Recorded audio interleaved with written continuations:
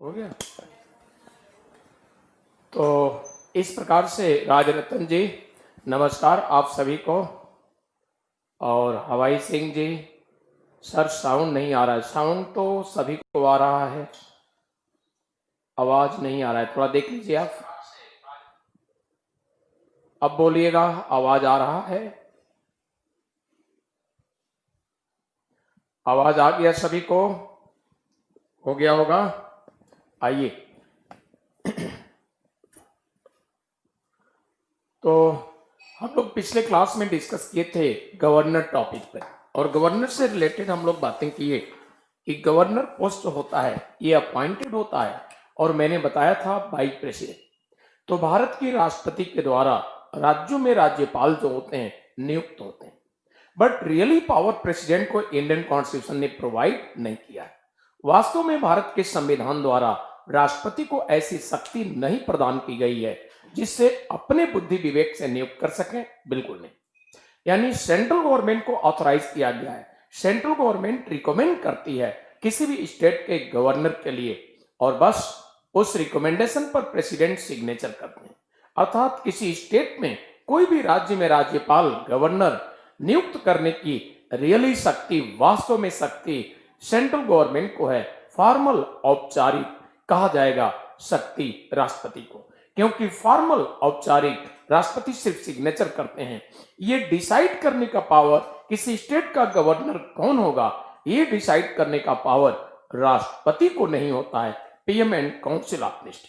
Clear? हमने बातें किया, और हमने ये भी बताया पिछले क्लास में कि governor oath by chief justice of related high court, यानी किसी भी राज्य का राज्यपाल शपथ प्राप्त करता है उस संबंधित राज्य के उच्च न्यायालय के मुख्य न्यायाधीश द्वारा।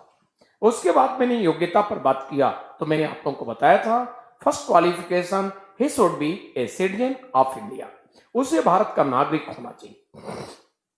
नेक्स्ट क्वालिफिकेशन मैंने आपसे डिस्कस किया था, एटलीस्ट एज कंप्लीट होना चाहिए 35 इयर्स, कम से कम 35 वर्ष का उम्र पूर्ण हो जाना चाहिए। और मैंने आपसे यह भी डिस्कस किया था पॉलिटिकल जो भी पोस्ट हैं, जो भी राजनीतिक पद हैं, उनके लिए मैक्सिमम एज, अधिकतम उम्र का कोई लिमिटेशन नहीं है। और आगे हमने बात किया था कि 7th अमेंडमेंट 1956 में होगा।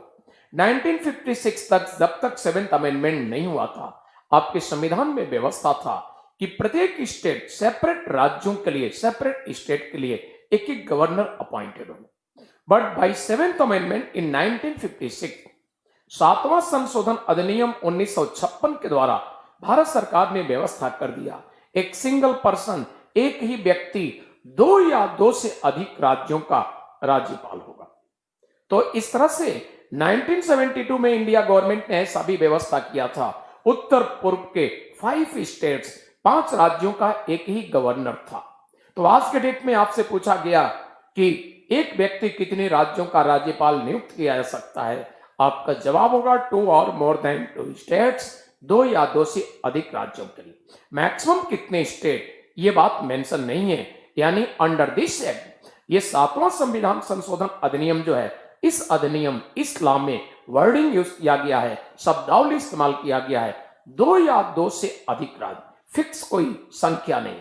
इसी प्रकार से देखा जाए तो नेक्स्ट हम लोग बातें करेंगे योग्यता में। आप देख लिया, भारत का नागरिक हो, एक न्यूनतम एज 35 कंप्लीट हो, और नेक्स्ट किसी प्रॉफिट पोस्ट, किसी लाभ के पद पर ना हो। और प्रॉफिट पोस्ट क्या होता है ये मैं डिटेल आपसे डिस्कस कर चुका हूं, प्रेसिडेंट टॉपिक पढ़ाते वक्त, पार्लियामेंट टॉपिक पढ़ाते वक्त 2-3 बार डिस्कस हो गया है। आप सभी लोग प्रॉफिट पोस्ट, लाभ के पद को जानते हैं। नेक्स्ट गवर्नर, आज के डेट में एक व्यक्ति कितने राज्यों का डिस्कस हो गया, और 1956 तक क्या व्यवस्था था ये भी मैंने डिस्कस किया, यानी एक व्यक्ति एक ही राज्य का राज्यपाल। 7th अमेंडमेंट 1956 से चेंजिंग हो गया।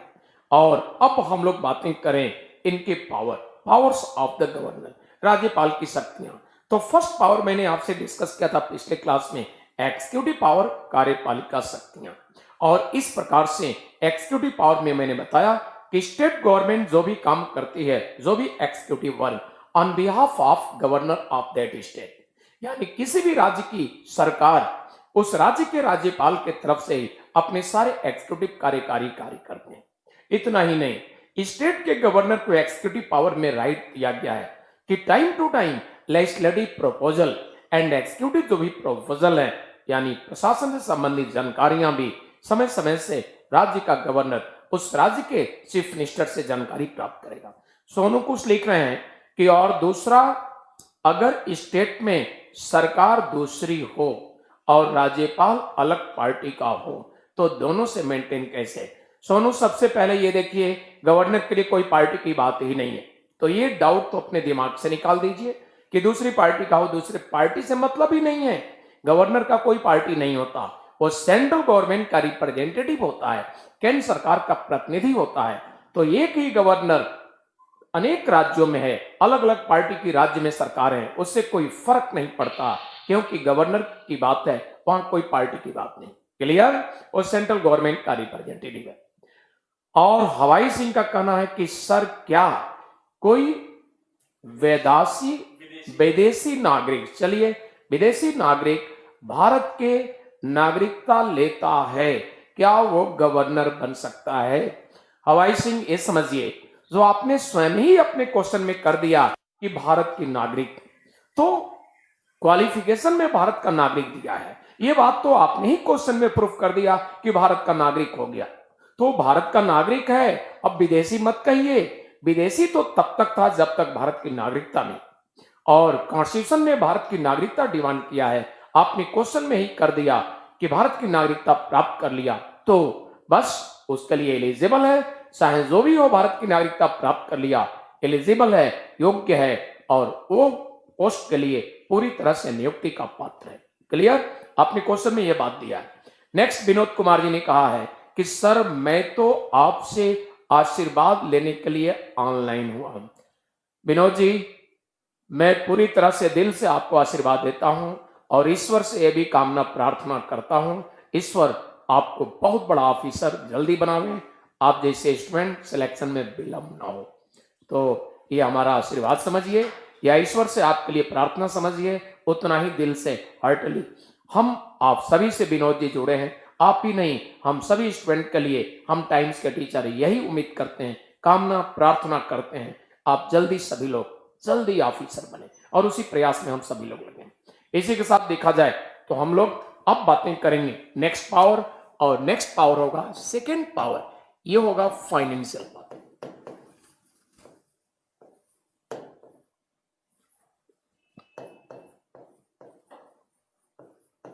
यानी वित्तीय शक्तियां।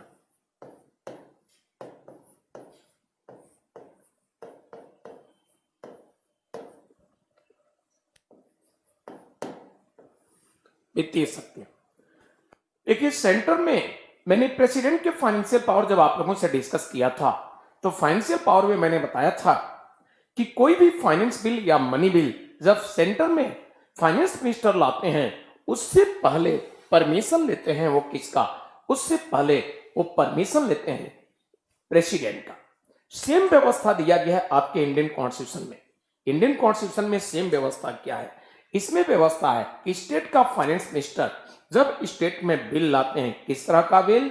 जब स्टेट में लाते हैं फाइनेंस बिल या मनी बिल, तो ऐसे परिस्थिति में स्टेट के गवर्नर से परमिशन लेते हैं, यानी स्टेट लेजिस्लेटिव असेंबली में स्टेट के फाइनेंस मिनिस्टर फाइनेंस बिल या मनी बिल को लेजिस्लेटिव असेंबली में इंट्रोड्यूस करने से पहले स्टेट के गवर्नर से सबसे पहले परमिशन लेते हैं, और परमिशन के आफ्टर ही लेजिस्लेटिव असेंबली में इंट्रोड्यूस करते हैं।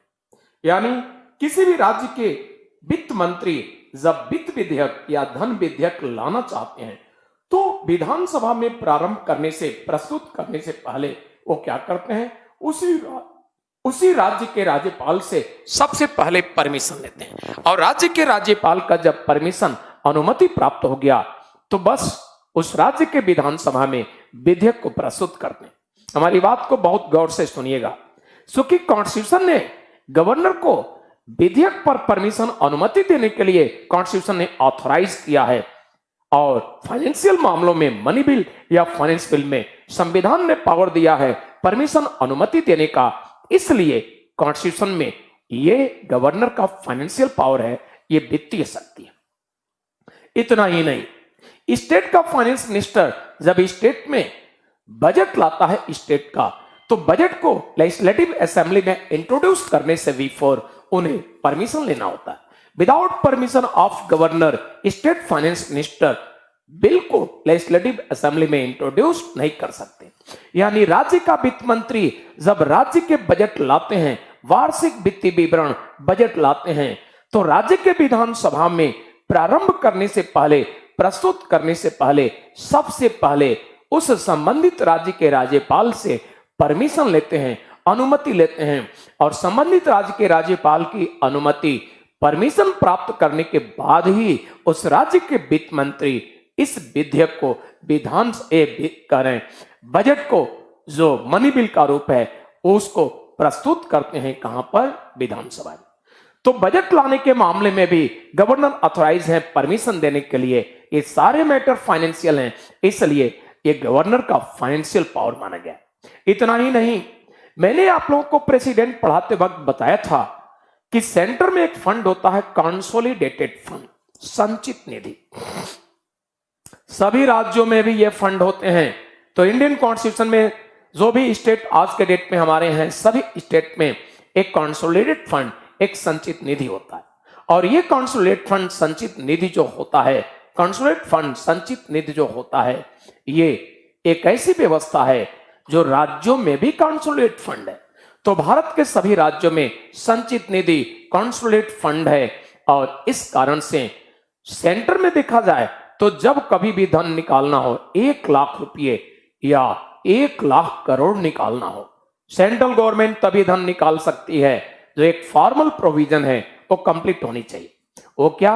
एक एप्रोप्रिएशन बिल होगा, पार्लियामेंट के दोनों हाउसेस से पास होगा, डिस्कस होगा, उसके बाद पास होगा, तभी धन निकल सकता है। राज्यों में भी कंसोलिडेटेड फंड से एक छोटा अमाउंट, 1 रुपये निकालना हो या 1 लाख करोड़ निकालना हो, तभी धन निकलेगा जब लेजिस्लेटिव असेंबली से एक निश्चित बहुमत से पास हो, उसके पहले डिस्कस होता है। यानी लॉन्ग प्रोसीजर है। तो सेंटर में और स्टेट दोनों में इस प्रोसीजर को देखते हुए कॉन्स्टिट्यूशनल असेंबली के मेंबर ने व्यवस्था क्या किया? एक और फंड का क्रिएशन कॉन्स्टिट्यूशन में किया, और इस फंड का नेम है कॉन्टिंजेंसी फंड। तो इस फंड का इन लोगों ने नाम दिया कॉन्टिंजेंसी फंड। यानी इस फंड का नेम है आकस्मिक निधि।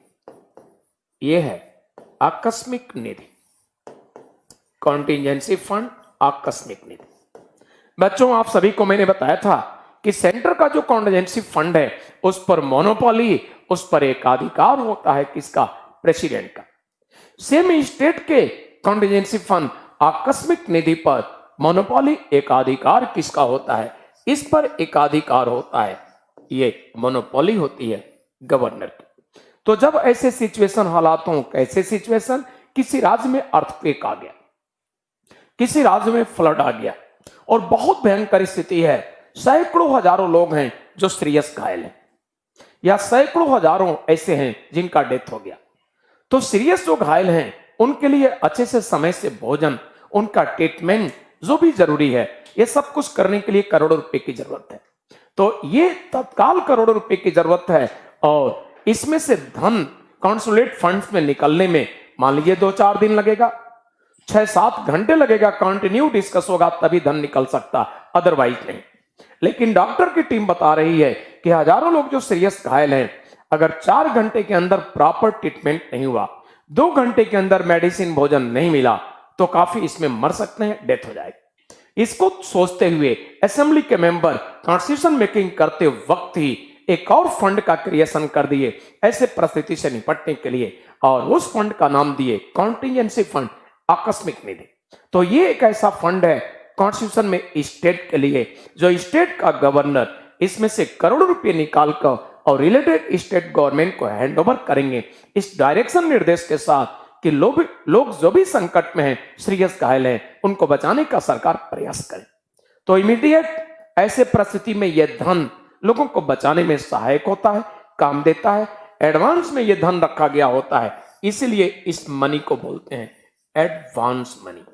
इसी कारण से इस मनी को बोलते हैं एडवांस मनी, यानी अग्रिम धनराशि। तो इसको बोलते हैं, इसी कारण से इसको बोलते हैं अग्रिम धनराशि, ये बोलते हैं एडवांस मनी, अग्रिम धनराशि, इसी कारण से। और इस प्रकार से देखा जाए तो ये जो व्यवस्था दिया गया है ये सेंटर जैसे ही व्यवस्था है। चूंकि मोनोपोली गवर्नर का है इसलिए एक गवर्नर का फाइनेंशियल पावर है, गवर्नर ही निकाल कर ये धन सरकार को हैंडओवर करते हैं सुविधा देने के लिए। ये सभी गवर्नर के फाइनेंशियल पावर हैं। इतना ही नहीं, 73rd अमेंडमेंट के आफ्टर इस अमेंडमेंट एक्ट में व्यवस्था दिया गया कि राज्यों में जो भी लोकल बॉडीज होंगे उन पर निगरानी करने के लिए या उनसे रिलेटेड स्टडी करके फाइनेंशियल मामलों में अपने विचार देंगे, इसके लिए एक फाइनेंस कमीशन सेटअप करने की व्यवस्था किया गया। 73rd अमेंडमेंट एक्ट 1992 की बात है। तो बाय दिस एक्ट व्यवस्था किया गया राज्यों के लिए फाइनेंस कमीशन। तो राज्य में जो फाइनेंस कमीशन होते हैं उस फाइनेंस कमीशन के chairman and other all members appointed by related state governor. तो संबंधित जो राज्य हैं उस राज्य के लोकल बॉडी के लिए एक फाइनेंस कमीशन वित्त आयोग उस राज्य के राज्यपाल के द्वारा सेटअप होता है, यानी उसके चेयरमैन और उसके सभी मेंबर अपॉइंटेड होते हैं बाय गवर्नर। और this commission of state also report to governor. यह जो राज्य का वित्त आयोग होता है ये अपना रिपोर्ट भी स्टडी करके और देता है किसको, गवर्नर को। तो इस तरह से स्टेट फाइनेंस कमीशन राज्य वित्त आयोग राज्य के राज्यपाल द्वारा नियुक्त हुआ और इस प्रकार से देखा जाए ये अपना रिपोर्ट भी देता है राज्यपाल को। ये सभी पावर राज्यपाल गवर्नर के कैसे हैं, फाइनेंशियल पावर, वित्तीय शक्तियां। तो इस प्रकार से देखा जाए ये सभी गवर्नर के फाइनेंशियल पावर, वित्तीय शक्तियां हैं। और इनके बाद हम लोग डिस्कस करेंगे नेक्स्ट पावर। आइए देखा जाए नेक्स्ट पावर क्या है। तो नेक्स्ट पावर की बातें हम लोग करते हैं और नेक्स्ट पावर की बातें हम लोग करते हैं इस प्रकार से।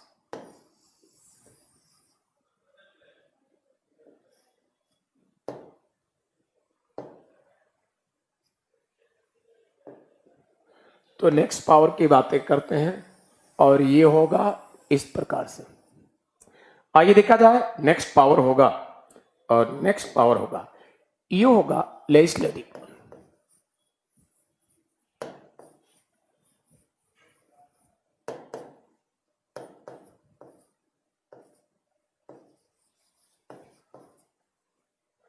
विधायी शक्तियां,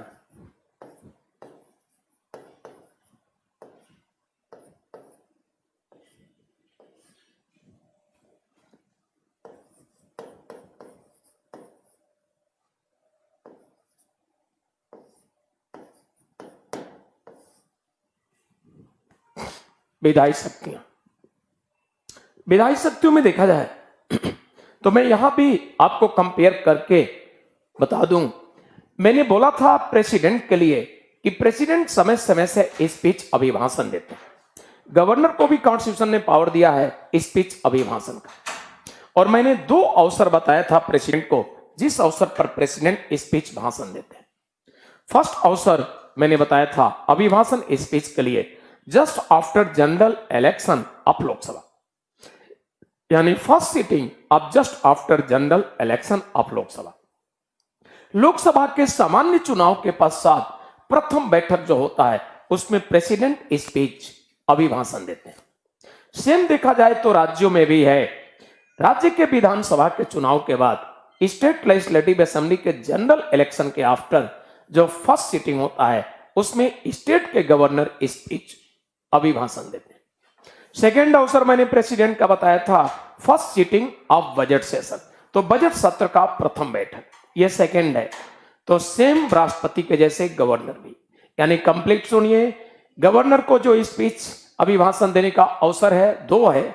नंबर फर्स्ट है, इसको आप कहेंगे ये first sitting of just after general election of legislative assembly, विधानसभा के सामान्य चुनाव के पश्चात प्रथम बैठक। और दूसरा अवसर है first sitting of budget session, यानी बजट सत्र का प्रथम बैठक। तो दो ही अवसर राष्ट्रपति को भी है, गवर्नर को भी है जो स्पीच देते हैं। अभिभाषण और भाषण में क्या अंतर है प्रेसिडेंट पढ़ाते वक्त मैं डिस्कस कर चुका हूं। यानी गवर्नर अभिभाषण में वही बातें बोलते हैं जो स्टेट गवर्नमेंट की स्ट्रेटजी है। राज्य सरकार की जो रणनीति है, पहला बैठक जो होगा उसमें स्टेट गवर्नमेंट की स्ट्रेटजी रणनीति प्रिंटेड होगा और उसी को देखकर बोलते हैं। गवर्नर एक वर्ड भी अपने तरफ से नहीं बोलते, यानी इसी कारण से इसको भाषण नहीं कहा जाना चाहिए, अभिभाषण कहा जाना चाहिए। तो ये है इनके लेजिस्लेटिव पावर में, राज्यपाल अभिभाषण देते हैं। और नेक्स्ट कहा जाएगा दूसरा अवसर, तो ये है बजट सत्र का प्रथम बैठक, यानी first sitting of budget session. तो बजट सेशन जब शुरू होता है तो पहला बैठक राष्ट्रपति का अभिभाषण से। ये दो अवसर, सेंटर में राष्ट्रपति और राज्यों में गवर्नर को। क्लियर? इसी के बाद हम लोग बातें करते हैं लेजिस्लेटिव पावर में गवर्नर को ये भी पावर, क्या पावर? लेजिस्लेटिव काउंसिल जो अपर हाउस होता है, ये होता है लेजिस्लेटिव काउंसिल। तो ये है लेजिस्लेटिव काउंसिल, यानी हिंदी में आप इसको कहते हैं Vidhan Parishad.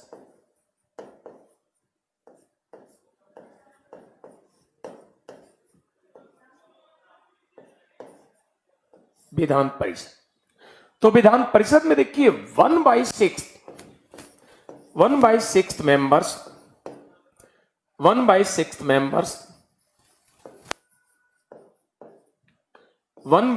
members nominated by governor.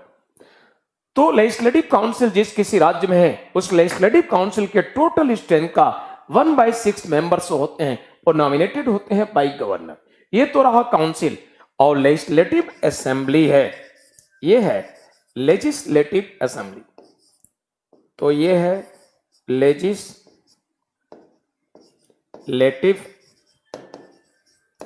Assembly.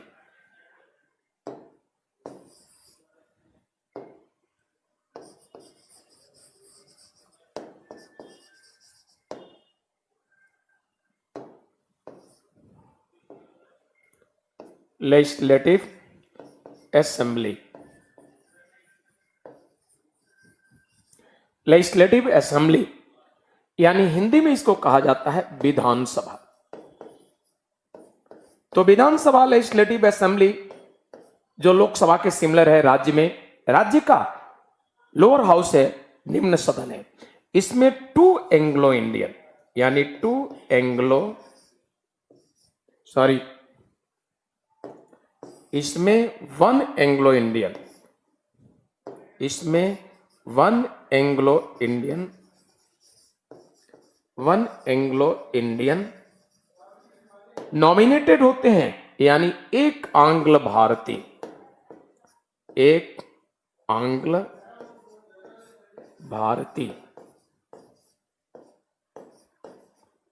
एक आंग्ल भारतीय नॉमिनेटेड होते हैं बाई गवर्नर। तो एक आंग्ल भारतीय राज्यपाल के द्वारा विधानसभा में नॉमिनेटेड होते हैं, राज्यपाल के द्वारा, और 2 एंग्लो इंडियन नॉमिनेटेड होते हैं बाई प्रेसिडेंट इन लोकसभा। तो इस तरह से सिमिलर पावर है गवर्नर प्रेसिडेंट को इस मामले में। और देखिए सत्रावसान भी जो किए जाते हैं विधानसभा के गवर्नर द्वारा, इसी तरह से राज्यसभा में भी और लोकसभा में राष्ट्रपति करता है। तो राज्यों में ये काम करते हैं गवर्नर। लेजिस्लेटिव पावर में इतना ही पावर इनको नहीं होता है। विधानसभा को डिजॉल्व भी कौन करता है? गवर्नर। और सेंटर में लोकसभा को डिजॉल्व कौन करता है? राष्ट्रपति। तो इस प्रकार से लेजिस्लेटिव पावर में गवर्नर को और भी पावर है। और लेजिस्लेटिव पावर में गवर्नर को और क्या पावर है, अब इनको समझिएगा। लेजिस्लेटिव पावर में गवर्नर को पावर होता है वीटो पावर। तो गवर्नर को पावर होता है और ये पावर होता है वीटो पावर्स, यानी वीटो शक्तियां।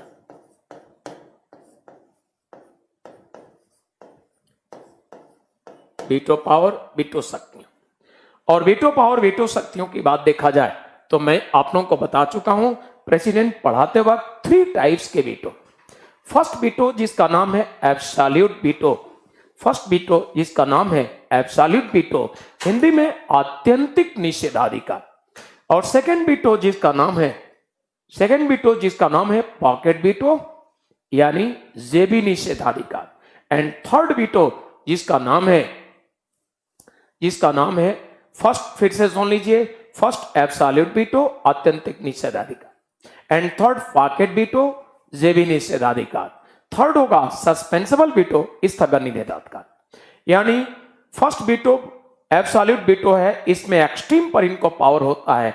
ये क्या करते हैं, ये बिल जब पास होकर आया तो ऑर्डिनरी बिल या फाइनेंस बिल पास होकर आया तो या तो राज्यपाल क्या करेंगे, सिग्नेचर करेंगे, या कमियां देखता है तो सिग्नेचर करेंगे ही नहीं, रोक देंगे। एक्सट्रीम पर पावर है गवर्नर को, इसलिए इसको कहते हैं एब्सोल्यूट वीटो। क्लियर। और इसी के बाद हम लोग देखते हैं पॉकेट वीटो। पॉकेट वीटो में गवर्नर और राष्ट्रपति को पावर है, ये बिल पर कोई एक्शन रिएक्शन देगा ही नहीं, चुप रहेंगे। एब्सोल्यूट में क्या है, बिल में क्या कमियां डिफेक्ट डिमेरिट से बता देंगे सरकार को और सिग्नेचर नहीं करेंगे। गवर्नर राष्ट्रपति दोनों को पावर। और पॉकेट में गवर्नर या राष्ट्रपति कोई चर्चा ही नहीं करेंगे, कोई एक्शन रिएक्शन नहीं, बस उनके टेबल पर पड़ा रहेगा और पड़े पड़े बर्बाद हो गया, ये रिटायर्ड भी हो गए। और सस्पेंसिबल में गवर्नर प्रेसिडेंट रिटर्न वापस करते हैं कि बिल में ये डिफेक्ट डिमेरिट से आप इसको रिमूव कीजिए, सुधार दीजिए, और इसी डायरेक्शन के साथ रिटर्न वापस कर देंगे। माना कि उन्होंने क्या किया, सुधार दिया, और सुधारने के बाद भी बिल पास करके भेज दिया, या कुछ भी नहीं सुधारा, एज इट इज गवर्नमेंट ने राष्ट्रपति गवर्नर को भेज दिया, तो गवर्नर राष्ट्रपति बाउंडेड नहीं है, उनकी मर्जी, वो चाहे तो सिग्नेचर करें या ना करें, ऐसी बातें नहीं है। यहां पर ध्यान दीजिए, कंफर्म हो लीजिए।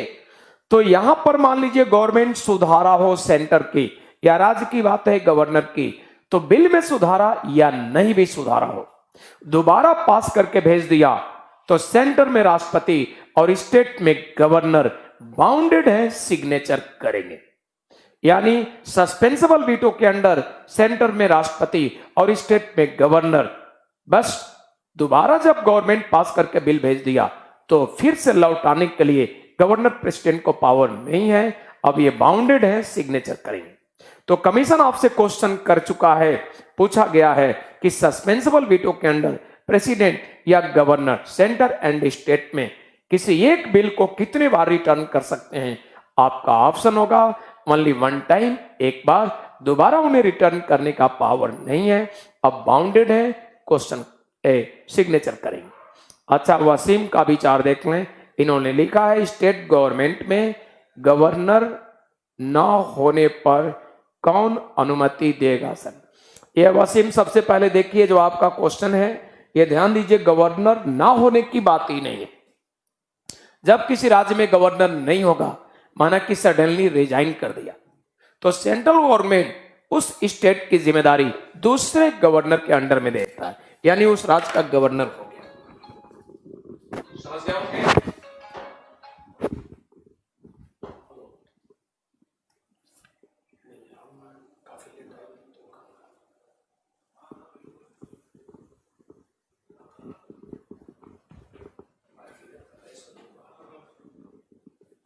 तो इस प्रकार से बच्चों, जो आपने क्वेश्चन किया वसीम जी कि नहीं होगा स्टेट में गवर्नर तो कौन अनुमति देगा, ये ध्यान रखिए।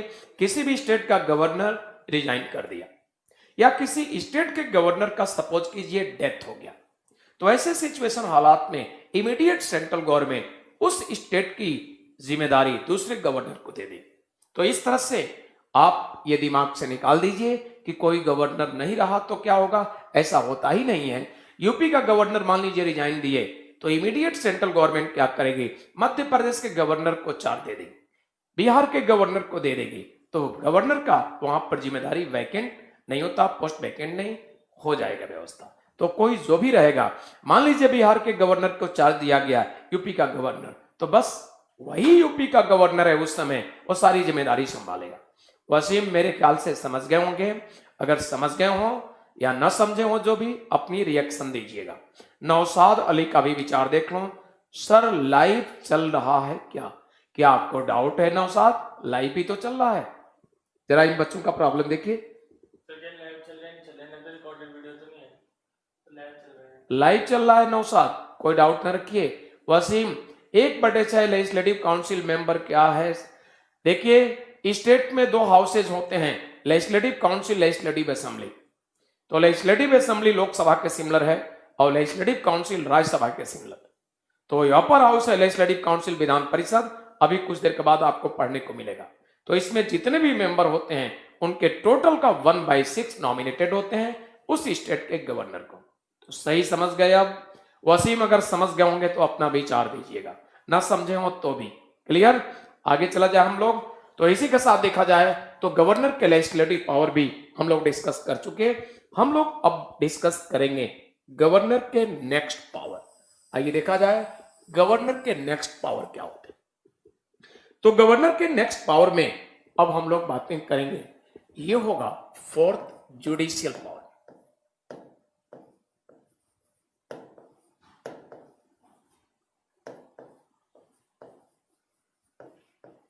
यानी न्यायिक शक्तियां।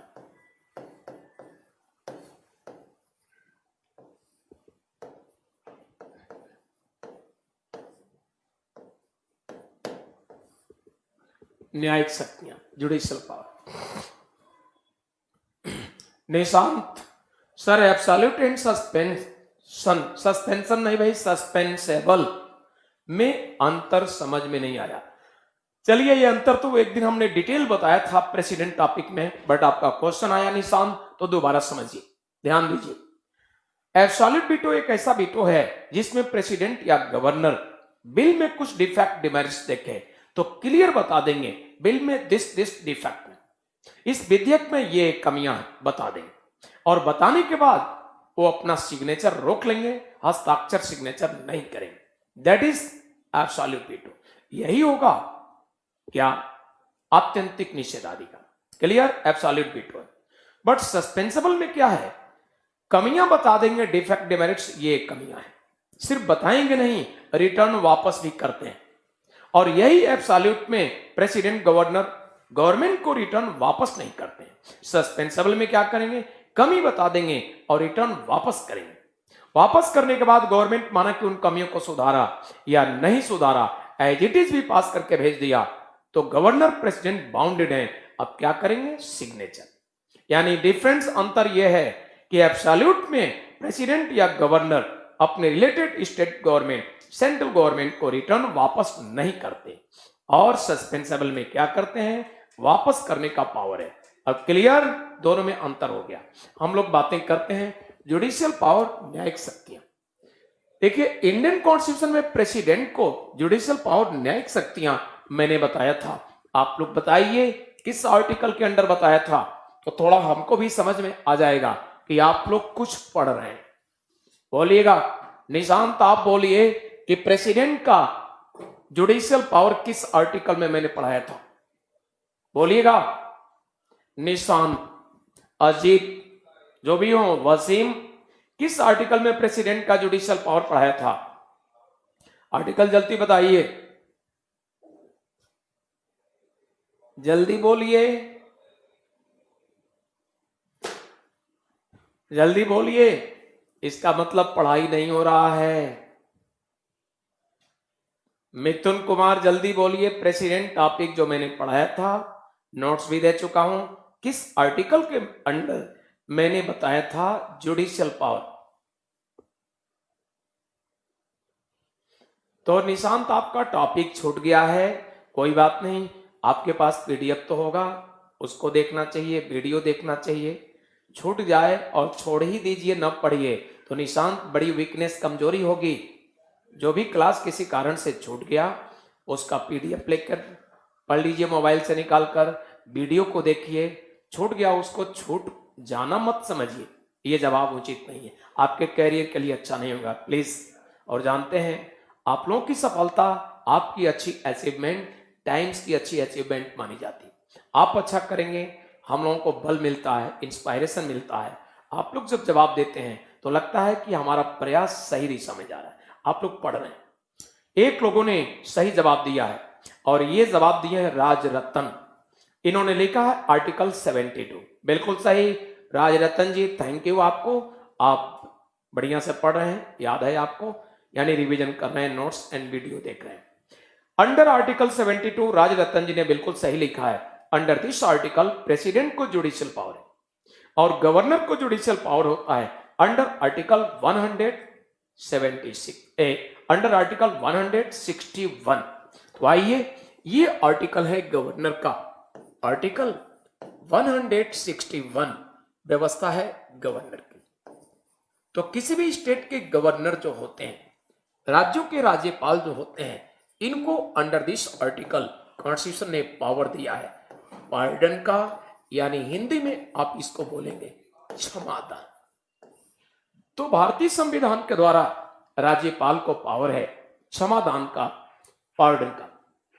आप सभी को याद होगा प्रेसिडेंट का, जो मैंने जुडिशियल पावर पढ़ाया था, तो उस दिन बताया था कि प्रेसिडेंट जो पार्डन क्षमादान करते हैं, इनके क्षमादान पार्डन में इतनी ताकत, इतनी शक्ति है कि किसी भी व्यक्ति को, माना कि सुप्रीम कोर्ट ने फांसी का ऑर्डर कर दिया और प्रेसिडेंट के पास उसने पार्डन का रिक्वेस्ट किया, अगर प्रेसिडेंट ने पार्डन क्षमादान कर दिया तो ऐसे हालात में वह व्यक्ति सिर्फ पनिशमेंट कम नहीं हुआ, ऐसे हालात में वो व्यक्ति ऐसा हो गया जैसे उसने कोई गलती किया ही ना, एकदम निर्दोष हो गया। प्रेसिडेंट को पार्डन क्षमादान में इतनी शक्तियां हैं।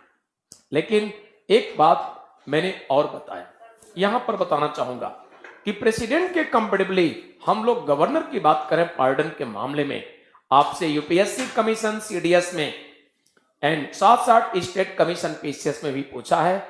बहुत केयरफुल होकर हमारी बात को सुनिएगा। कमीशन सीडीएस में यूपीएससी पूछ चुका है, इनमें से किस मामले में स्टेट के गवर्नर किसी व्यक्ति को पार्डन नहीं कर सकते, इनमें से किस मामले में गवर्नर, राज्यपाल किसी व्यक्ति को क्षमादान नहीं कर सकते। तो दो ऐसी परिस्थितियां हैं जिसमें सिर्फ प्रेसिडेंट को पार्डन का पावर होता है, दो मात्र परिस्थितियां हैं। और वो कौन है? दो परिस्थितियां हैं जिसमें गवर्नर को पार्डन का पावर नहीं, सिर्फ प्रेसिडेंट ही पार्डन करेंगे। वो दो परिस्थितियां कौन है समझिएगा। Number first, punishable order by military court, यानी सेना न्यायालय के द्वारा जो दंड दिए जाते हैं। आप सभी लोग जानते होंगे, सेना जो हमारे यहां है, 3 सेनाएं, ये सेना किसका मैटर है, सेंटर या स्टेट? तो आपका जवाब होगा सेंटर। कोई भी सेना हो तो सेना जो है, 3 सेनाएं हैं, तीनों में से कोई भी सेना हो, सेना जो होती है ये सेना स्टेट का मैटर नहीं। इस तरह से आप जानते होंगे, सेना से रिलेटेड, आर्मी से रिलेटेड जब भी रूल रेगुलेशन लॉ मेकिंग होते हैं तो केंद्र सरकार ही करती है। तो पनिशेबल ऑर्डर सेना जो करती है, उस मामले में पार्डन करने का पावर सिर्फ कॉन्स्टिट्यूशन राष्ट्रपति को दिया है, राज्यों के गवर्नर को नहीं। आगे चलिए, सुप्रीम कोर्ट ने किसी व्यक्ति को मृत्युदंड का ऑर्डर किया और यह ऑर्डर हाई कोर्ट ने नहीं दिया है, सुप्रीम कोर्ट। तो सुप्रीम कोर्ट के द्वारा दिया गया मृत्युदंड यानी डेथ सेंटेंस जो ऑर्डर दिया है, इस मामले में भी पार्डन करने का पावर सिर्फ और सिर्फ राष्ट्रपति को। तो जब भी कमीशन आपसे क्वेश्चन करेगा इनमें से किस मामले में स्टेट के गवर्नर को पार्डन क्षमादान की शक्ति नहीं होती है, तो आप ये ध्यान दीजिएगा, उसमें इन्हीं दोनों में से कोई ऑप्शन होगा। अर्थात मैं कहना चाहूंगा, governor can not pardon in following both cases. कौन सा case? Number first, punishable order by military court, number second, death sentence by supreme court. तो राज्यपाल निम्नलिखित 2 मामलों में क्षमादान नहीं कर सकते। एक तो मिलिट्री कोर्ट, सेना न्यायालय के द्वारा दंड से संबंधित आदेश, और दूसरा होता है सर्वोच्च न्यायालय के द्वारा मृत्युदंड।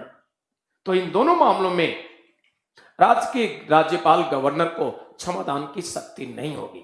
तो जब भी आपसे क्वेश्चन पूछा गया इनमें से किस मामले में गवर्नर राज्यपाल क्षमादान नहीं कर सकते, इन्हीं दोनों में से कोई एक ऑप्शन होगा आपका सही जवाब। और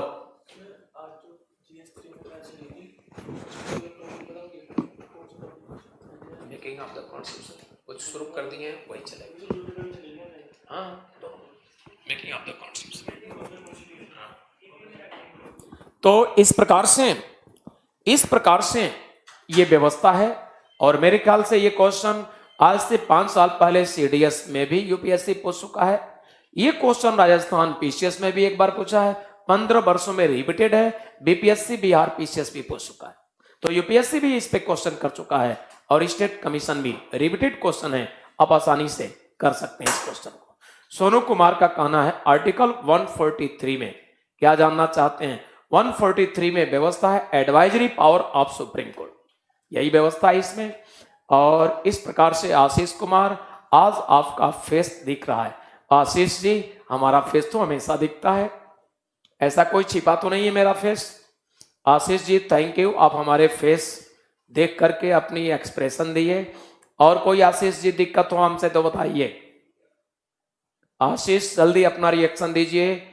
सिर्फ फेस दिखता है कि जो पढ़ाता हूं वो भी दिखता है? दिखने से मतलब समझ में आता है, तो जो पढ़ाता हूं वो समझ में भी आता है या नहीं, ईमानदारी से बोलिएगा। चलिए आगे चलते हैं हम लोग नेक्स्ट। इस प्रकार से अब हम लोग बातें करेंगे इनके बारे में। अन्य पावर कहा जाए तो गवर्नर और प्रेसिडेंट का सिमिलर है, एक समान। आपको याद दिला दूं, प्रेसिडेंट में मैंने बोला था कि 4 प्रकार से 4 कैटेगरी हैं जिसमें पनिशमेंट कम करते हैं। और किस तरह से पनिशमेंट कम करते हैं मैंने बताया था, आज रिपीट करने की जरूरत नहीं है। नंबर फर्स्ट मैंने बोला था कम्यूट, हिंदी में बोलते हैं लघुकरण।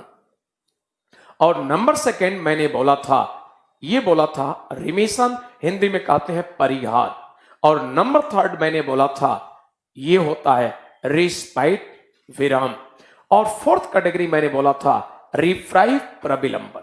नोट्स में भी दे चुके हैं। तो ये 4 कैटेगरी है, इन चारों कैटेगरी में अलग अलग पनिशमेंट घटा देने, कम करने की तरीके हैं। ये सेम पावर राज्यों के गवर्नर को भी है। तो यहां पर सिमिलरिटी, समानताएं हैं, बट पार्डन करने के मामले में गवर्नर प्रेसिडेंट में काफी डिफरेंस है। कैसे डिफरेंस है, किन मामलों में गवर्नर पार्डन नहीं कर सकते, राष्ट्रपति कर सकते हैं, ये सारी बातें मैंने डिस्कस किया। तो मेरे ख्याल से अब कोई टेंशन नहीं होगा, आप सभी लोग समझ गए। इसी के बाद हम लोग नेक्स्ट बातें करते हैं। और नेक्स्ट बातें इस प्रकार से, आइए देखा जाए नेक्स्ट हम लोग जो बातें करते हैं अगला पावर, और अगला पावर इस प्रकार से होगा। 5th पावर, और 5th होगा डिस्क्रिशनरी पावर।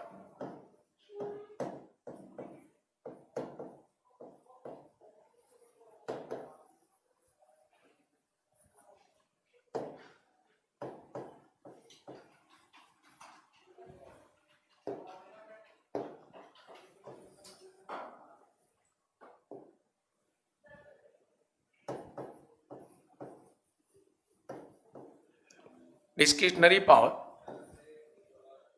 यानी स्वविवेकी शक्तियां।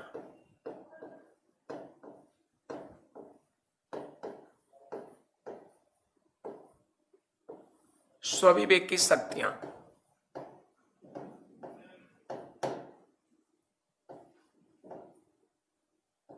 स्वविवेकी शक्तियां आप सभी को याद होगा, प्रेसिडेंट का डिस्क्रिशनरी पावर मैंने पढ़ाया था।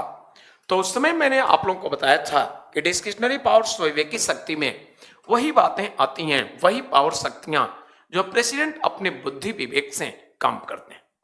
सेम देखा जाए तो यहां भी वही बात, यानी गवर्नर के डिस्क्रिशनरी पावर का मीनिंग है इस तरह के पावर जो गवर्नर अपने बुद्धि विवेक से यूज करते हैं, उसी को कहते हैं डिस्क्रिशनरी पावर, स्वविवेकी शक्तियां। देखा जाए इनको क्या है, कुछ लोगों का विचार मैं फिर से देख लूं। सोनू कुमार लिख रहे हैं कि सर सैनिक डिक्सन राष्ट्रपति के पास है, पर पाक वाला कैसे मोदी के ओर इशारा करते हैं।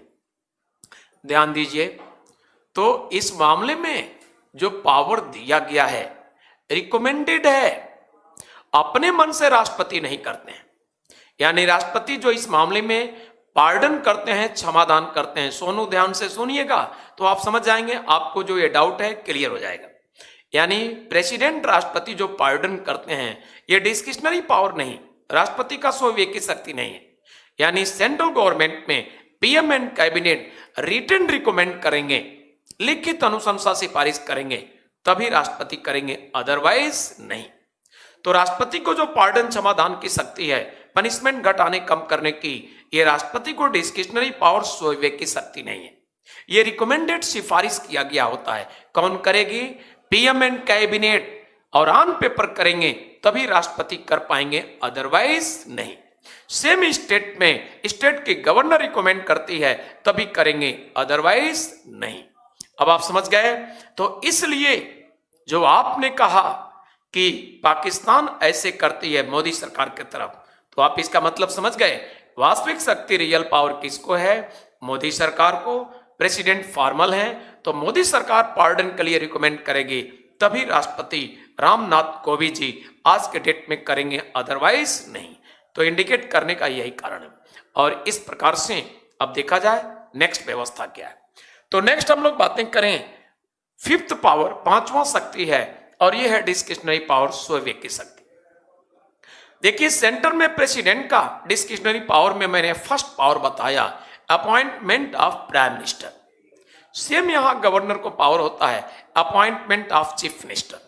ध्यान दीजिएगा, मैंने पीएम के अपॉइंटमेंट के लिए डिस्क्रिशनरी पावर राष्ट्रपति को बताया कि जब कभी भी जनरल इलेक्शन ऑफ लोकसभा यानी लोकसभा के सामान्य चुनाव के पश्चात कभी भी कोई भी एक पॉलिटिकल पार्टी, एक सिंगल पार्टी फुल मेजॉरिटी में नहीं है, तो राष्ट्रपति को डिस्क्रिशनरी पावर होता है किसी भी पार्टी के लीडर को ऑफर आमंत्रित करेंगे और राष्ट्रपति उसको अपॉइंट कर देंगे प्राइम मिनिस्टर। ये स्वयं से पावर है। ये बात की बात है कि वो मेजॉरिटी प्राप्त करने का समय देंगे और उस ड्यूरेशन में मेजॉरिटी नहीं प्राप्त कर सकते तो बस उनका पद भी गायब। लेकिन क्वेश्चन ये है पीएम अपॉइंट करना, तो कोई मेजॉरिटी में नहीं है तो पीएम अपॉइंट करने का स्वयं की शक्ति डिस्क्रिशनरी पावर किसको होगा? राष्ट्रपति को। राज्यों में मान लीजिए जनरल इलेक्शन हुआ लेजिस्लेटिव असेंबली विधानसभा का, और after general election of legislative assembly विधानसभा के सामान्य चुनाव के पश्चात अगर कोई भी राजनीतिक दल पूर्ण बहुमत में राज्य में नहीं है तो सेम राष्ट्रपति के जैसे राज्यपाल को पावर है राज्य में, राज्य के गवर्नर, राज्यपाल उस राज्य के किसी भी पार्टी के लीडर को ऑफर आमंत्रित करेंगे और अपॉइंट कर देंगे अपने कलम से चीफ मिनिस्टर। मीनिंग समझ गए? तो सेंटर में प्राइम मिनिस्टर अपॉइंट करने के डिस्क्रिशनरी पावर राष्ट्रपति और स्टेट में मुख्यमंत्री नियुक्त करने का डिस्क्रिशनरी स्वयं की शक्ति गवर्नर। बट किस हालात परिस्थिति में, ये बता चुका हूं। मैंने बोला राज्य में लेजिस्लेटिव असेंबली विधानसभा का इलेक्शन हुआ और आफ्टर इलेक्शन अगर कोई भी पॉलिटिकल पार्टी फुल मेजॉरिटी में नहीं है तो ऐसे हालात सिचुएशन में डिस्क्रिशनरी पावर स्वयं की शक्ति चीफ मिनिस्टर अपॉइंट करने का किसको होगा? गवर्नर। और सेंटर में प्रेसिडेंट। ये फर्स्ट डिस्क्रिशनरी पावर है गवर्नर का। नेक्स्ट डिस्क्रिशनरी पावर क्या है अब इसको समझिए। नेक्स्ट डिस्क्रिशनरी पावर, मान लीजिए स्टेट की जो गवर्नमेंट है और स्टेट की गवर्नमेंट मेजॉरिटी खो चुकी और मेजॉरिटी खोने के बाद भी स्टेट गवर्नमेंट के हेड यानी चीफ मिनिस्टर रिजाइन नहीं कर रहे हैं, तो ऐसे हालात में क्या करेंगे? ऐसे हालात में गवर्नर को पावर होगा डिस्क्रिशनरी पावर, थोड़े समय तक इंतजार करेंगे। अगर सरकार के हेड चीफ मिनिस्टर रिजाइन नहीं करते हैं तो गवर्नर उस स्टेट गवर्नमेंट को डिसमिस कर देंगे, बर्खास्त कर देंगे। यानी इसका मीनिंग हुआ कि जब तक मेजॉरिटी तब तक गवर्नमेंट की हैसियत होगी, नो मेजॉरिटी नो गवर्नमेंट। ठीक है, तो आगे चलते हैं। मान लीजिए बहुमत खो दी सरकार राज्य की और सरकार के हेड हैं सीएम, तो बहुमत भी खो दिए और वह सीएम राज्य के गवर्नर को रिकमेंड कर रहे हैं, सिफारिश अनुशंसा कर रहे हैं कि लेजिस्लेटिव असेंबली विधानसभा को डिसॉल्व कर दिए। तो ऐसे परिस्थिति में राज्य के गवर्नर को डिस्क्रिशनरी पावर होगा। क्यों? क्योंकि जो गवर्नमेंट के हेड यानी जो सरकार राज्य में है उसके हेड मुख्यमंत्री जो रिकमेंड कर रहे हैं कि विधानसभा को डिसॉल्व कर दिए, लेकिन ऐसे सरकार के हेड हैं जो सरकार बहुमत खो चुकी है। इसलिए इस परिस्थिति में इसलिए उस मुख्यमंत्री की बात मानने के लिए कॉन्स्टिट्यूशनली स्टेट का गवर्नर बाउंडेड नहीं है। तो ऐसे परिस्थिति में गवर्नर अपने मर्जी से काम करेगा, जो उचित समझेगा करेगा। यानी चाहेगा तो लेजिस्लेटिव असेंबली को डिसॉल्व करेगा या नहीं करेगा, उसकी मर्जी। अब समझ गए होंगे। तो इस तरह से व्यवस्था सेंटर में प्रेसिडेंट को है और स्टेट में गवर्नर को है। अगर बहुमत कोई सरकार के हेड अगर डिसॉल्व करने के लिए असेंबली को अगर रिकमेंड कर रहे हैं और सरकार बहुमत को ये सरकार का हेड रिकमेंड कर रहे हैं तो गवर्नर अपने मर्जी से काम करेगा। यानी ये हालात सिचुएशन क्या है? डिस्क्रिशनरी पावर सोए की शक्ति। इस प्रकार से आशीष कुमार लिख रहे हैं कि बीपीएससी का पेपर क्लियर हो जाएगा, आराम से आशीष जी होगा, इसके बाहर क्वेश्चन नहीं पूछा जाएगा। वसीम बोल रहे हैं कि परिहार क्या होता है। वसीम, आपको प्रेसिडेंट पढ़ाते वक्त मैं बता चुका हूं, कम्यूट परिहार दोनों समझिए। कम्यूट में मैंने बताया था कि पनिशमेंट के नेचर को चेंज करके पनिशमेंट कम किया जाता है। जैसे किसी व्यक्ति को फांसी का ऑर्डर है और उसने राष्ट्रपति को रिक्वेस्ट किया, तो राष्ट्रपति ने फांसी के ऑर्डर मृत्यु दंड को चाहा, तो क्या कर दिया, उसको चेंज कर दिया पनिशमेंट के नेचर को, और पनिशमेंट कम कर दिया। कैसे? मृत्यु दंड फांसी को आजीवन कारावास में बदल दिया। यह है कम्यूट। कम्यूट में पनिशमेंट के नेचर को चेंज किया जाता है, दंड के प्रकृति को बदलकर दंड कम करते हैं। तो दंड की प्रकृति क्या थी? फांसी, मौत, और उसको आजीवन कारावास में बदल दिए। यह है कम्यूट लघुकरण। और परिहार में क्या होता है? रिमिशन। परिहार में क्या होता है? पनिशमेंट के नेचर को चेंज किए बिना पनिशमेंट कम करते हैं। मान लीजिए किसी को 10 वर्ष का हार्ड वर्क के साथ जेल मिला है, तो पनिशमेंट का नेचर नहीं बदलेंगे राष्ट्रपति, यानी हार्ड वर्क के साथ जेल वही रहेगा, बट 10 वर्ष में से राष्ट्रपति ने अगर 7 वर्ष कम कर दिया, तो अब जेल में कितने समय रहेंगे? 3 वर्ष।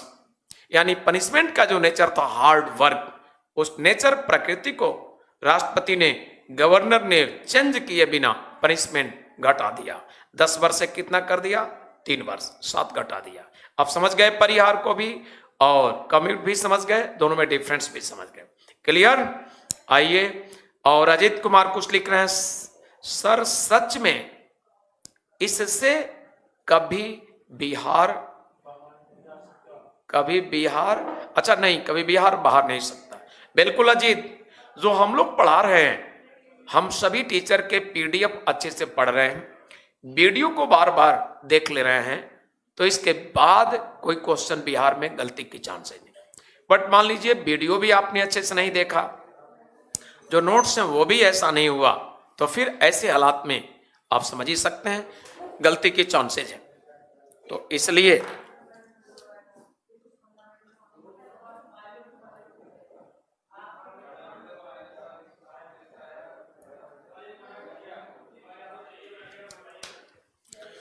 इस हालात में गलतियां हो सकती हैं। आइए, आप समझ गए होंगे। हम लोग नेक्स्ट चलते हैं, और नेक्स्ट हम लोग बातें करेंगे डिस्क्रिशनरी पावर में कुछ और। देखिए, इंडियन कॉन्स्टिट्यूशन के एक आर्टिकल है, आर्टिकल 200। अंडर दिस आर्टिकल, ये आर्टिकल है 200, अंडर दिस आर्टिकल स्टेट को, गवर्नर को पावर होता है। किस तरह से? बिल पास होकर के माना कि गया, लेजिस्लेटिव बिल पास होकर के गया, सपोज कर लीजिए किसी भी तरह का बिल है, और पास करके स्टेट लेजिस्लेचर से पास करके स्टेट गवर्नमेंट गवर्नर को भेज दिया, तो गवर्नर का अंडर दिस आर्टिकल पावर क्या है?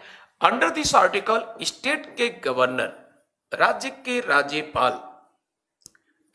राज्यपाल इस बिल को रिजर्व कर लेते हैं। तो राज्य के राज्यपाल इस बिल को रिजर्व कर लेंगे, इस बिल को रिजर्व आरक्षित कर लेंगे।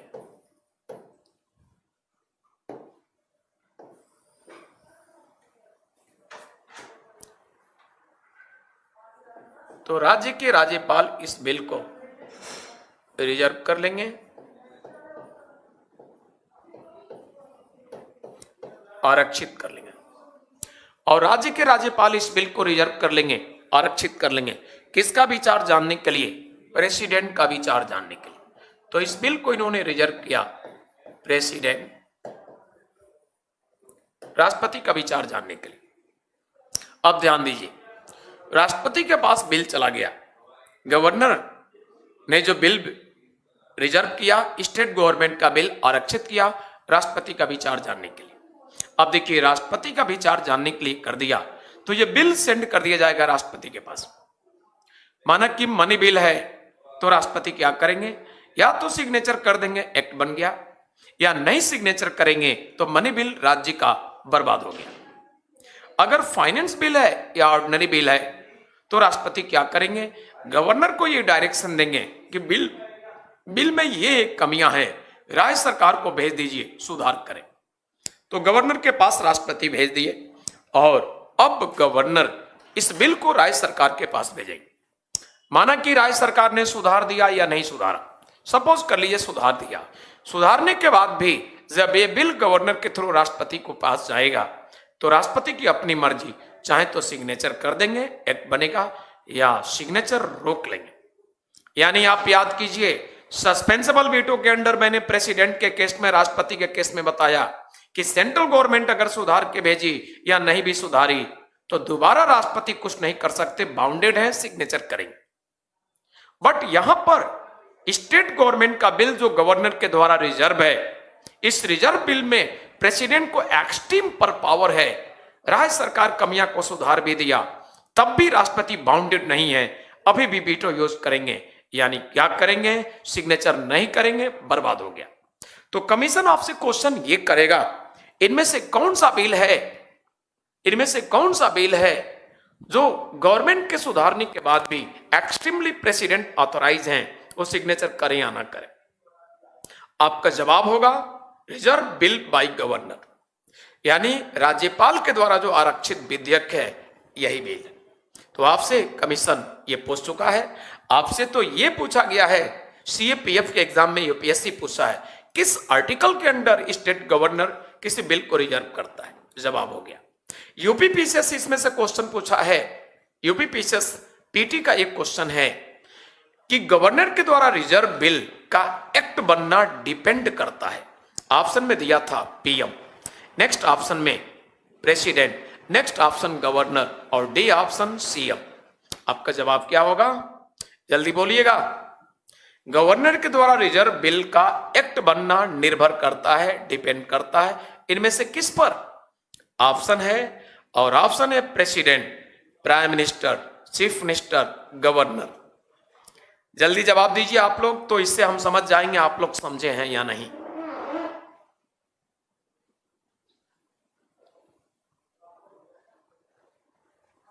बोलिएगा जल्दी। आप लोग हमारी बातों को सुने हैं, अब जरा जवाब दीजिए। मैं क्वेश्चन बता चुका हूं, ऑप्शन में दे चुका हूं। सोनू कुमार जल्दी जवाब दीजिए। अच्छा, सोनू कुमार का जवाब आ गया, मोनिका भाई का भी जवाब आ गया, राजरतन का भी जवाब आ गया, निशांत का भी। और लोग भी जवाब दीजिए जल्दी, इमीडिएट। निशांत, सोनू, मोनिका, राज, इसके अलावा अजीत कुमार, क्या कुछ स्टेट को भी राज्यपाल क्या बोल रहे हैं भाई, समझिएगा। अभी कुछ लोग बोल रहे हैं अगेन, यानी आप लोग क्लास करते हैं मोबाइल पे तो नॉन सीरियस रहते हैं लगता है। अजीत भी लिख रहे हैं अगेन, 2 बार मैंने क्वेश्चन पूछा फिर भी अगेन, यानी कहां है दिमाग। वेरी गुड, अच्छी बात है कि काफी लोगों ने सही जवाब दिया। आपका जवाब है प्रेसिडेंट, तो कई लोगों ने सही जवाब दिया, ये मुझे खुशी मिल रहा है। लेकिन अजीत कुमार लिख रहे हैं एक बार क्वेश्चन प्लीज। अजीत, इस तरह से नॉन सीरियस क्लास मत कीजिए। देखिए अजीत, आपके पास टैलेंट होगा, ब्रिलियंसी होगी, बट नॉन सीरियस नेचर होना ही ये बैड है और आपके सिलेक्शन में रुकावट बनेगा। 1.5 घंटे का क्लास है, इतनी अवेयर रहिए कि एक बार टीचर कहता है कैच कीजिए। और मैं तो क्वेश्चन को 2 बार बोला हूं स्लोली, और फिर भी आप नहीं समझे। प्लीज, सारे स्टूडेंट समझ गए, आखिर आप ही के साथ तो वो भी हैं। और एक बार नहीं 2 बार बोला, धीरे धीरे स्लोली। तो प्लीज सीरियस न होने का कारण है। अजीत, मैं आपसे निवेदन करूंगा काफी सीरियस रहिए, ताकि आप भी और स्टूडेंट के जैसे अपना विचार दे सकें, सही निर्णय ले सकें। बहुत मुझे खुशी है, काफी स्टूडेंट ने जवाब दिया प्रेसिडेंट। यह यूपीपीसीएस पीटी में पूछ चुका है, आपका यही जवाब होगा। अजीत कुमार, आप लिख रहे हैं वीडियो रुक कर आ रहा है, किसी का रुक कर नहीं आ रहा है, तो पर्सनली आपके मोबाइल में कोई डिफेक्ट होगा। सभी का वीडियो अच्छा चल रहा है, एक आदमी का अलग से कैसे चलेगा। तो प्लीज अजीत, आपसे निवेदन करूंगा, रिक्वेस्ट, आप सीरियस रहिए। मोबाइल पर जो पढ़े हैं सीरियस, कहीं कोई डाउट है समझने में, नहीं समझ में आ रहा है तो अगेन क्वेश्चन कर लीजिए, लेकिन ऐसे नॉन सीरियस नहीं। सभी के जवाब आ गए और तब आप कह रहे हैं कि अगेन प्लीज, तो प्लीज ठीक है। और इनका मैं देख लूं क्या इन्होंने कमेंट किया है, जरा आगे बढ़ाइए। एक कमेंट बढ़ाया, रुक जाइए। सोनू कुमार ने लिखा है कि विधानमंडल कहां चला गया, विधानमंडल कहां पढ़ाते जी, हरियाणा एसएससी का क्वेश्चन था जी, प्लीज टेल मी। क्या है क्वेश्चन भाई? विधानमंडल इसी के बाद आएगा, चिंता मत कीजिए, एक सीक्वेंस में सारे टॉपिक पढ़ाया जाएगा, छोड़ा कोई नहीं जाएगा। अब आगे आएगा विधानमंडल टॉपिक, अब समझ गए हैं? तो आइए हम लोग आगे चलते हैं। और इस प्रकार से विक्कू कुमार जी थैंक यू। आइए हम लोग आगे चलते हैं और नेक्स्ट इसी के साथ हम लोग कहेंगे कि ये टॉपिक गवर्नर टॉपिक फिनिश होता है, हम लोग नेक्स्ट टॉपिक की बातें करेंगे। और नेक्स्ट टॉपिक गवर्नर पर थोड़ा सा और बता दूं, क्वेश्चन करते वक्त हम थोड़ा सा वो बोल रहे हैं उसको बता दें। गवर्नर को डिस्क्रिशनरी पावर में ये भी है, जब किसी स्टेट की गवर्नमेंट कॉन्स्टिट्यूशन के अकॉर्डिंग रूल करने में फेल है, तो ऐसे परिस्थिति में उस स्टेट का गवर्नर इस बात की रिपोर्ट सूचना प्रेसिडेंट को देती है कि राज्य की सरकार संविधान के अनुसार शासन करने में फेल है। और इस प्रकार से यही नहीं, बहुत सारी और बातें हैं जिस आधार पर central government PM and cabinet decide करते हैं स्टेट के प्रेसिडेंट रूल के लिए, और पीएम एंड कैबिनेट रिकमेंड करते हैं राष्ट्रपति को, और राष्ट्रपति अनाउंस करते हैं प्रेसिडेंट रूल के लिए। तो स्टेट के गवर्नर को स्वविवेकी शक्ति है, अपने बुद्धि विवेक से रिपोर्ट देते हैं। क्लियर? और इसी के साथ देखा जाए तो कुछ और बातें गवर्नर के पास, यानी जब प्रेसिडेंट रूल लगता है तो काफी शक्तिशाली होकर के स्टेट के गवर्नर स्टेट की व्यवस्था संभालते हैं। ये सभी स्टेट के गवर्नर को ये होता है डिस्क्रिशनरी पावर। और अजीत कुमार लिख रहे हैं आर्टिकल 356 के तहत राष्ट्रपति शासन लागू। हाँ बिल्कुल सही अजीत कुमार, इसी आर्टिकल के अंडर। आइए अब हम लोग नेक्स्ट टॉपिक डिस्कस करेंगे और नेक्स्ट टॉपिक होगा स्टेट लेजिस्लेचर।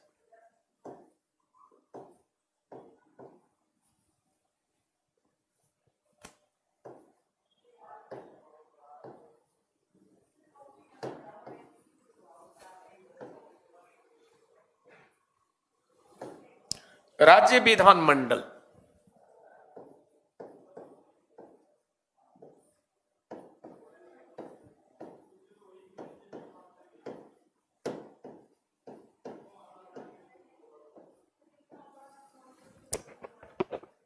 राज्य विधानमंडल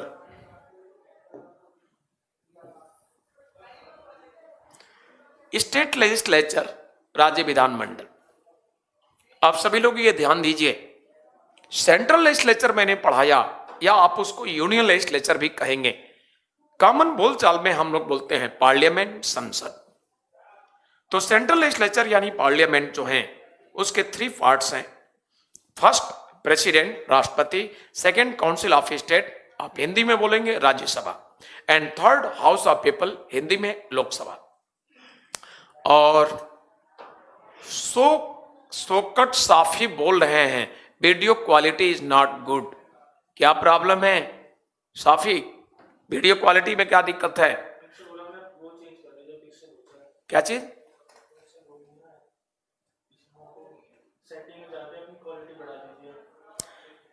तो आप थोड़ा उनकी कमेंट और पीछे लौटाइए। सो काफी क्या नाम है? हाँ, तो सोकट साफी, आपको ये ध्यान दीजिए कि अपने मोबाइल में ही वो क्वालिटी जो चेंज करने की व्यवस्था है, क्या व्यवस्था उसमें? सेटिंग में जाकर चेंज कर लीजिए। जैसे सभी स्टूडेंट की क्वालिटी अच्छे आ रहे हैं, आपका भी आएगा। यानी हमारे एप्स में गड़बड़ी नहीं है, सभी के अच्छे आ रहे हैं, हजारों स्टूडेंट के हर बैचेज में।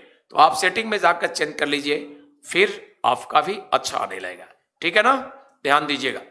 तो इस प्रकार से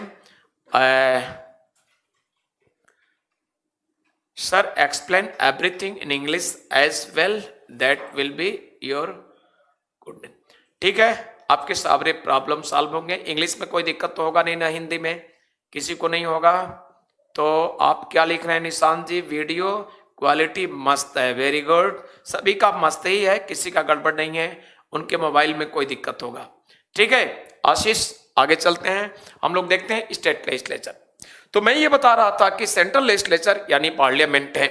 पार्लियामेंट के 3 पार्ट्स मैंने आप लोगों को बताया था 3 पार्ट्स में मैंने बताया था प्रेसिडेंट, और सेकंड पार्ट बताया था council of state Rajya Sabha, third part house of people Lok Sabha. उसी प्रकार से स्टेट लेजिस्लेचर में आपके कंट्री में 7 स्टेट हैं प्रेजेंट टाइम, जिसमें बाई कैमरल प्रोविजन है, यानी 3 पार्ट्स होते हैं, Rajya Sabha, legislative council and legislative assembly. तो आइए आपको यहां बोर्ड पर दिखाना चाहूंगा इस प्रकार से, इन 7 स्टेट्स। तो ये होगा इन 7 स्टेट्स, आप हिंदी में कहेंगे इन 7 स्टेट, हिंदी में कहेंगे राज्यसभा, 7 राज्यों में। तो इन 7 स्टेट यानी 7 राज्यों में, आप समझ ही गए, 7 राज्यों में।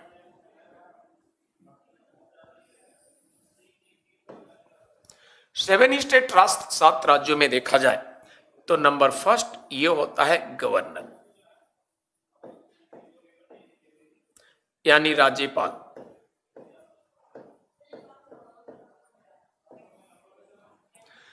एंड नेक्स्ट क्या है, ये 7 स्टेट में नेक्स्ट होगा, ये होगा लेजिस्लेटिव काउंसिल।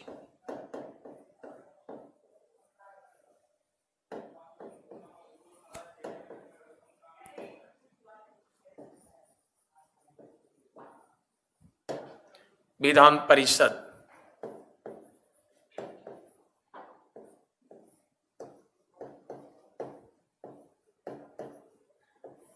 विधान परिषद। और नेक्स्ट होगा लेजिस्लेटिव काउंसिल के बाद नेक्स्ट होगा, ये होगा लेजिस्लेटिव असेंबली।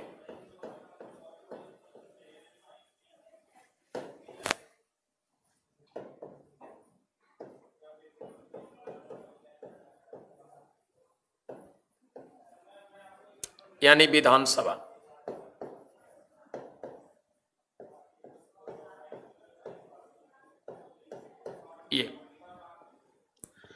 ये स्टेट लेजिस्लेचर यानी राज्य विधान मंडल 7 राज्यों में, 7 स्टेट में बाई कैमरल प्रोविजन है, यानी लेजिस्लेटिव काउंसिल विधान परिषद और लेजिस्लेटिव असेंबली विधानसभा।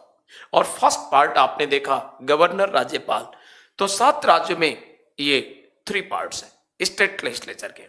7 राज्य कौन है उनका नाम भी देखिए। 7 राज्यों में नंबर फर्स्ट ये हो गया उत्तर प्रदेश, नंबर सेकंड बिहार, और नंबर नेक्स्ट महाराष्ट्र,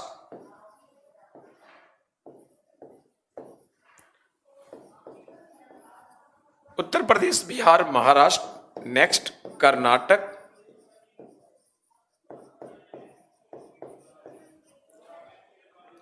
और नेक्स्ट होगा जम्मू कश्मीर, नेक्स्ट जम्मू कश्मीर, जम्मू एंड कश्मीर,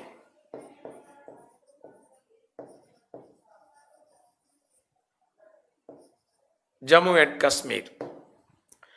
और नेक्स्ट यानी 6th ये होगा आंध्र प्रदेश।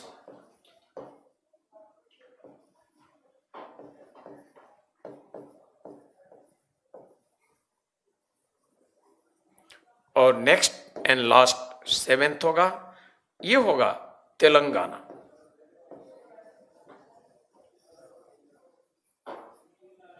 तेलंगाना।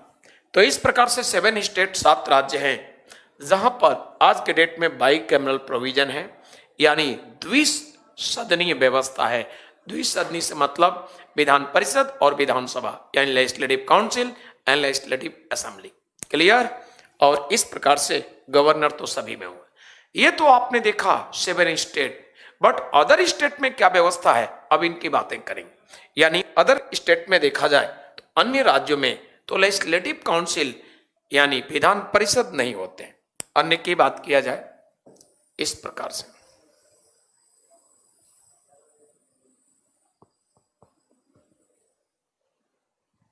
और अन्यों में देखा जाए तो इस तरह से व्यवस्था है।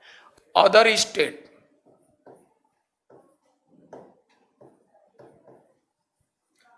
अदर स्टेट, अन्य राज्य।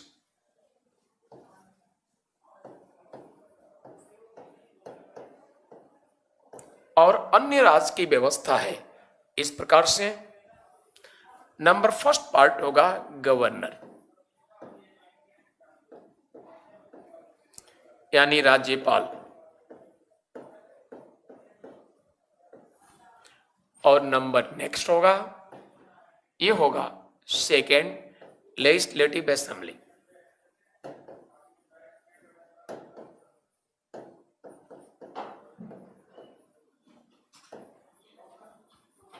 अर्थात विधानसभा।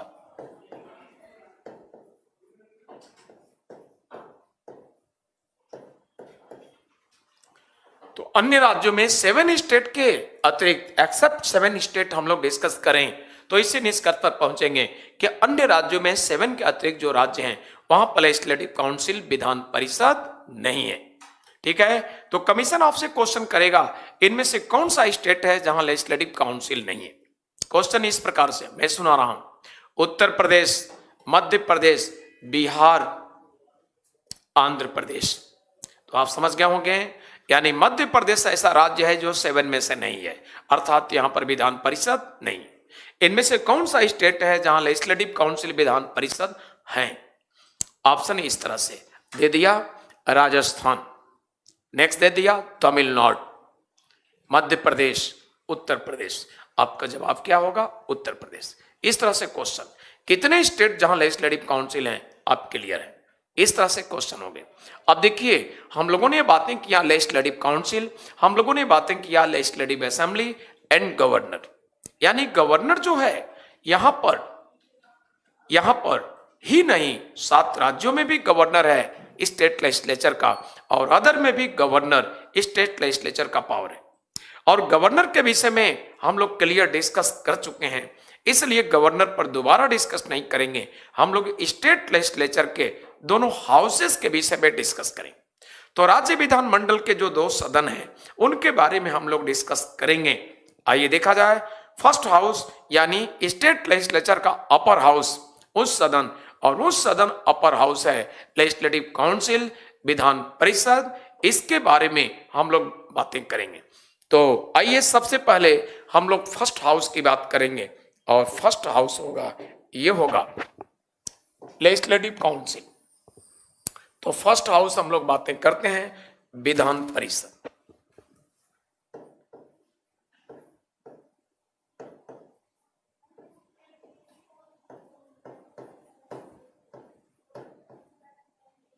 विधान परिषद यानी लेजिस्लेटिव काउंसिल।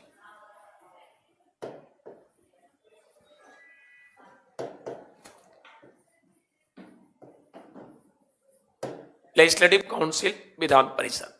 देखिए, लेजिस्लेटिव काउंसिल की बात किया जाए तो सबसे पहले हम लोग बातें करेंगे,